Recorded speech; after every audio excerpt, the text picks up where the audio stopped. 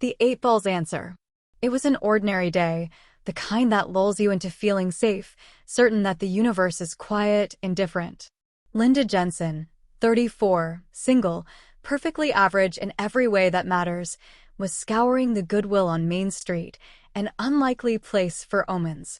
She was there to find something inconsequential, a coat, a decent paperback, but instead, her eye caught a black sphere tucked between a pile of cassette tapes and mismatched mugs. A magic 8 Ball, its surface faded but polished, with the faintest glimmer in the dusty shop light. Linda picked it up and, for no reason at all, gave it a shake. "Am I going to find what I need here today?" she muttered with a smirk, half amused at the nonsense of it all. She turned the ball over to reveal the answer window. Yes. She chuckled, pocketed the toy, and wandered back to the kitchenware. Just as she was about to leave, she spotted it, a Le Creuset Dutch oven, navy blue, in flawless condition. She'd wanted one for years, but couldn't justify the price.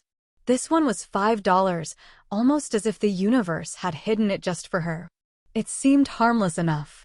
But over the next few days, Linda noticed something strange. The 8 Ball, in its mysterious simplicity, answered every question with alarming accuracy. She chalked it up to coincidence. Then, out of curiosity, like all souls toying with the notion of fate, she started asking it more personal questions. "Will I get that job?"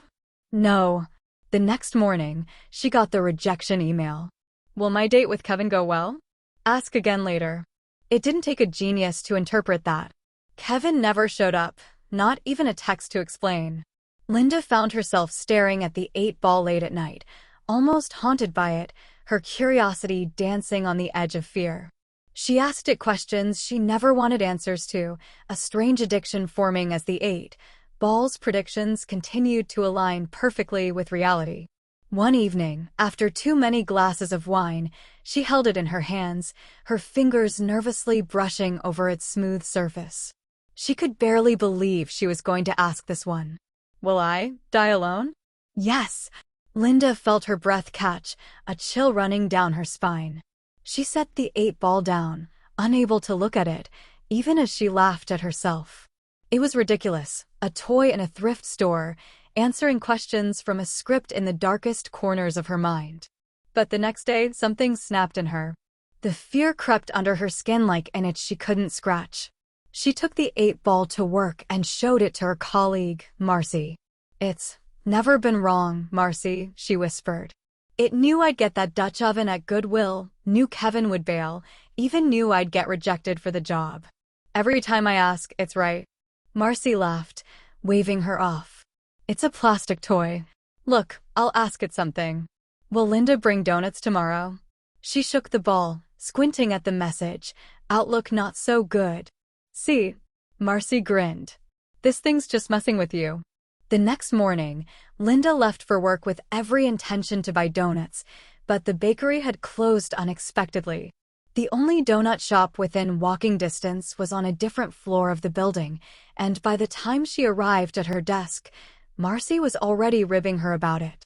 With every unerring answer, the 8 Ball became Linda's obsession. She tried to defy it. She'd ask it questions, get her answer, and do the opposite. But every attempt to outsmart the toy resulted in a strange twist of fate. "Will I run into my ex today?" Yes. Determined to dodge the 8 Ball's prediction, she took an alternate route, even skipped her usual coffee spot. But on her way home, she walked right into him at the supermarket, both of them reaching for the same carton of milk. "You're still with that toy?" he laughed, eyeing it in her purse. But Linda was beyond explanations. She was panicking now, desperate for control. Days passed, each prediction twisting her mind a little tighter. She felt her life was no longer hers, as if she were following a script written by something beyond her comprehension. She became the woman whispering conspiracies into the night, a prophet only to herself, her words dissolving into the air before they could make sense.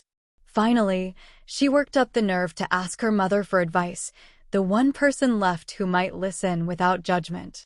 "It's like it knows everything," she said over a cup of tea, her hands trembling as she gripped the mug.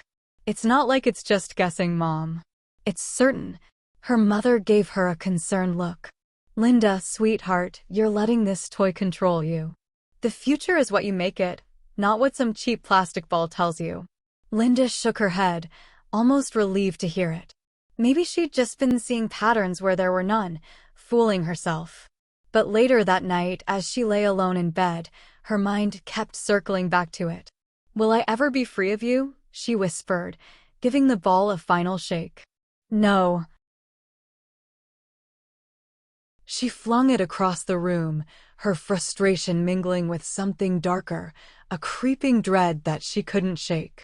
It rolled to a stop, facing her as if watching, waiting for her to realize she could not unknow what it had shown her.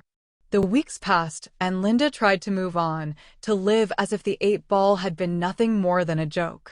But every time she asked a question, every time she caught herself needing reassurance, she'd feel the toy's pull, that quiet certainty. The answers it gave her were never wrong, never generous, and she came to understand that the 8-ball was less of a gift and more of a curse, a glimpse into a future she could not change, an endless string of unalterable events. In the end, Linda set it back in the Goodwill on Main Street, hoping someone else might pick it up, another lost soul looking for certainty. And as she walked away, she almost swore she heard it whisper one last answer as she closed the door behind her. You cannot change what you already know.